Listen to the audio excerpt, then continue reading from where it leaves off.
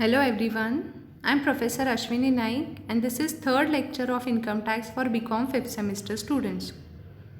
In previous class we have started with unit 1, that is introduction, and in previous class we have seen what is income tax, what are the different forms or categories of tax, what are the features of income tax, liability to pay income tax, and we have seen certain important definitions of or related to income tax. In today's class also we are going to learn certain important terms that are often used in income tax. Okay, so today's class we are going to learn 5 important definitions. One is income, second is heads of income, third gross total income, 4 total income, and 5 casual income. Before we move on with those important terms, let us revise what we have learnt in the previous class. In previous class, 6 important terms we have studied. First one is person. Who is person? A person can be individual, a person can be Hindu undivided family, a company can be a person, a firm, that is partnership firm, or limited liability partnership can be person, association of persons can be person, a local authority can be person, any artificial judicial person can be termed as person. Next we studied is who is assessee. So who is assessee? Assessee means a person by whom income tax or any other sum of money is payable. Assessee is any person who is liable to pay either tax or penalty or interest to the government under Income Tax Act is called as assessee. Next we studied is deemed assessee. Who is deemed assessee? A person who is liable to pay tax on behalf of another person. I also gave you an example of my son, that I have deposited certain amount of money in the bank on the name of my son, and he has earned certain amount of interest. Now the interest that he has earned on the deposits that I made in the bank, he is liable to pay tax on it. Now as a minor he cannot pay tax to the government, so being parent of a minor, it is me who is liable to pay tax to the government on behalf of my minor child. So I will be called as deemed assessee. So deemed assessee is a person who is liable to pay tax on behalf of another person. And the examples can be a guardian of a minor or an agent of non-resident is called as deemed assessee. After that we learned what is assessee in default. Who is assessee in default? A person is deemed to be an assessee in default if he fails to fulfill his statutory obligation. This also we have learned, that is, I also gave you an example in the previous class. Suppose Mr. A is working in XYZ organization. XYZ organization is employer and Mr. A is employee. Now when Mr. A earns salary and if his salary is above the exempted limit, then XYZ company has to deduct TDS of that A, that is assessee, and has to pay it to the government. Now if being an institution or company, XYZ company fails to deduct the TDS and fails to pay this amount to the government, then in that case that XYZ company is called as assessee in default. So who is assessee in default? If any person or employer fails to fulfill his statutory obligation, then he will be called as assessee in default. Then we studied one term, assessment year. What is assessment year? it is a period of 12 months and it starts on 1st April of the calendar year and it ends on 31st March of next calendar year. And our present assessment year is 1st April 2020 and it ends on 31st March of 2021. And the last definition that we learnt yesterday was previous year.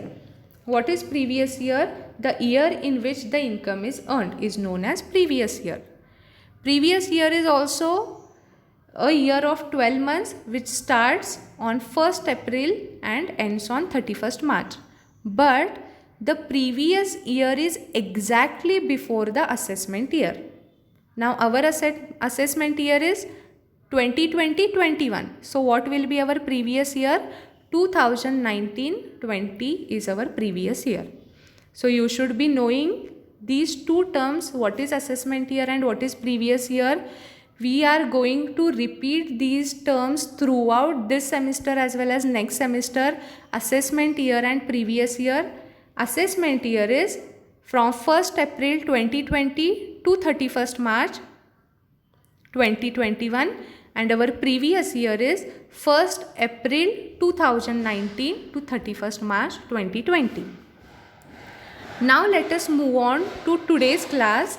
That is, today's class we are going to learn certain important definitions. As I told you, income, heads of income, gross total income and casual income. Let us begin with the first one, that is income. Now what is income?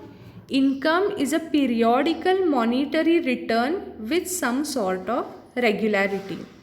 Okay, so any gain or any periodical monetary return you get it is called as income. And examples of income are, you might be thinking that only salary can be called as income. But no, salary is also income, plus if you are running a business and you are getting the profit or gain out of your business, it is called as income. If you have invested your money in some shares of particular company, you receive a dividend from that company. Whatever dividend that you receive from that company, it is also called as income. And you have taken an insurance policy, whatever insurance amount you receive after the due date, even that can be considered as income. You have taken a lottery ticket and you have won it, you have got 10 lakh rupees. Whatever amount that you receive from winning lotteries is also termed as income. Card games, special allowances, interest, bonus, commission, etc. is also termed as income. So, income is a periodical monetary return with some sort of regularity.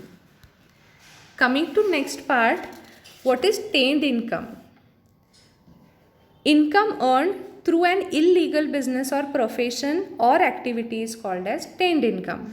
Okay, any illegal activity conducted by a person and any profit or any gain arises out of that illegal business is termed as tainted income. And tainted income, though it is illegal income, but it is also taxable under Income Tax Act. Coming to next, heads of income. This is the core concept of our income tax, that is heads of income. In total, we have 5 heads of income. One is, first head of income is income from salary. Second head of income is income from house property. Third is profit and gains from business or profession. Fourth, income from capital gains. And fifth, income from other sources. First head, that is income from salary. I hope you have understood. There is an employer who appoints employee to work for him and he will be paid a regular salary. It is known as income from salary. Coming to next, income from house property. Income from house property, I would like to give you examples. Say I have total 3 houses. In one of the house I stay and 2 houses I have given it on rent basis. Now the house that I stay is called as self-occupied property, and 2 houses that I have given on the rent basis, it is called as let out property. From one house annually I get rent of rupees 1,50,000, and from second house I get rent of rupees 2 lakh. So from first house I get rent of 1,50,000 and second house I get 2 lakh rupees. So total rent that I receive from my house property is 3 lakh. So whatever rent that is being earned by letting out the house property is known as income from house property. Coming to next, profits and gains from business or profession. I have 3 house properties. I am working in one organization plus I am running a business. Say some sole trading concern I am running. And I am also getting profits from that sole trading concern. Even that is considered as profit and gain from business or profession, which is our third head of income. Now coming to fourth one, income from capital gains. Income from capital gain is nothing but, I would again like to give you example. I told I have total 3 houses. In one of the house I stay and 2 houses are given on rent basis. Now out of those 2 houses, from first house I get rent of rupees 1,50,000 and second house I get 2 lakh rupees. I feel that the rent received from first house is quite less, so let me sell this house. When I sell my house property or any of the properties that I am having, after selling it, the gain received by me is known as capital gain. So capital gain is nothing but after selling the properties that you are holding or carrying, the gain that you received is known as capital gains. And it is our fourth head of income. Coming to fifth one, it is income from other sources. Income from other sources is nothing but any income that does not fit into income from salary, income from house property, income from business or profession, income from capital gain is put into the fifth head, that is income from other sources.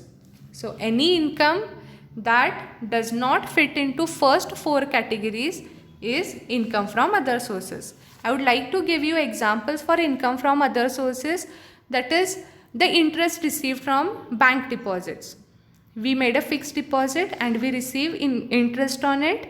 Whatever interest that is being received from depositing the money, it does not fall into salary income, it is neither house property income, it is neither business or profession, nor it is capital gain. So it is what? Income from other sources. Say I also had purchased a lottery ticket and I win it.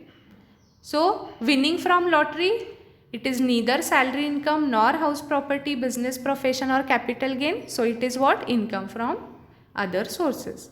So there are many such examples for income from other sources, such as interest received, dividend received, income from subletting the house, and winning from lotteries, gambling, etc.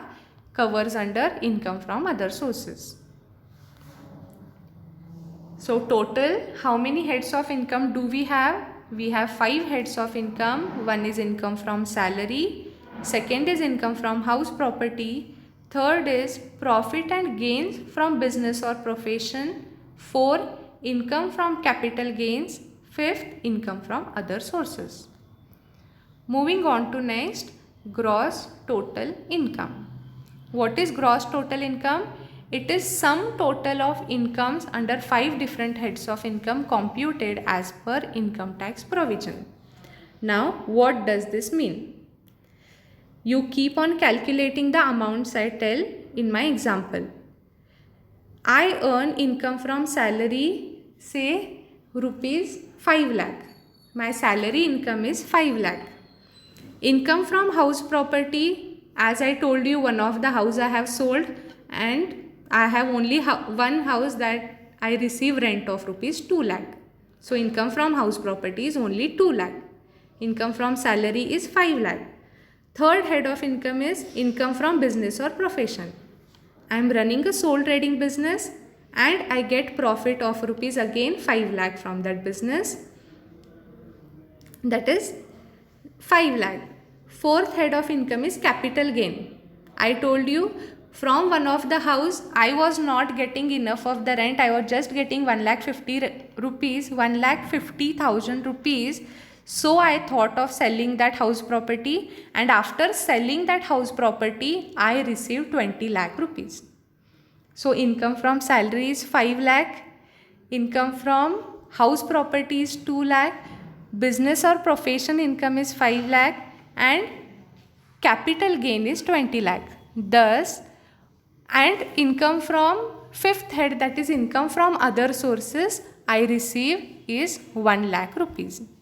Thus, what is my total income or gross total income is 33 lakh rupees. So, after adding all the heads of income, whatever total amount that we get is called as gross total income. So, gross total income is the sum total of incomes under 5 different heads of income computed as per income tax provision is known as gross total income. And coming to the last part, that is total income. What is total income?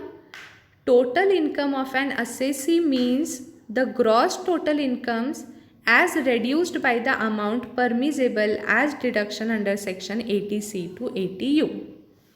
This means I have earned 33 lakh rupees from all the different 5 heads of income, but I donated 5 lakh rupees to Prime Minister National Relief Fund, and I have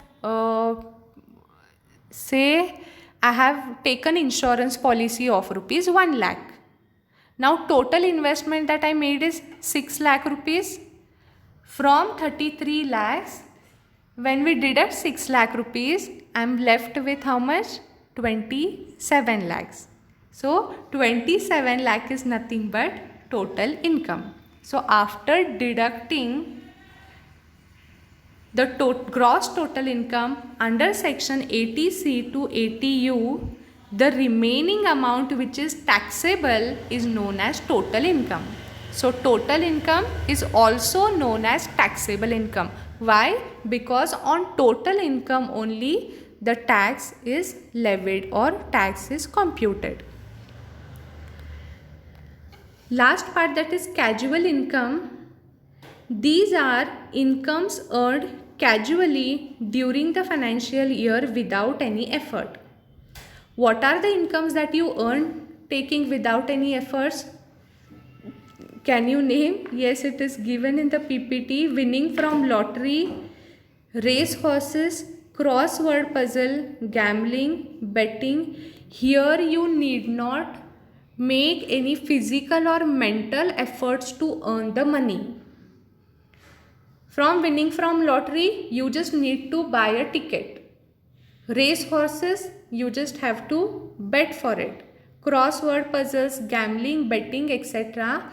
You just need to invest certain amount of money, but without any physical or mental effort, you earn that particular income. That is the reason it is called as casual income.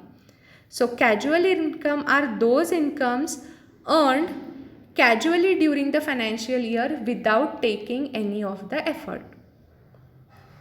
So this is what we had to learn in today's class. We have seen some important definitions of income tax, such as income, heads of income, what is gross total income, what is total income, what is casual income, and one more point that is not mentioned in the PPT, that is tained income. Okay, I hope you have understood the class. In next class, we will come up with some more important concept of income tax. I hope you have understood the class. Thank you.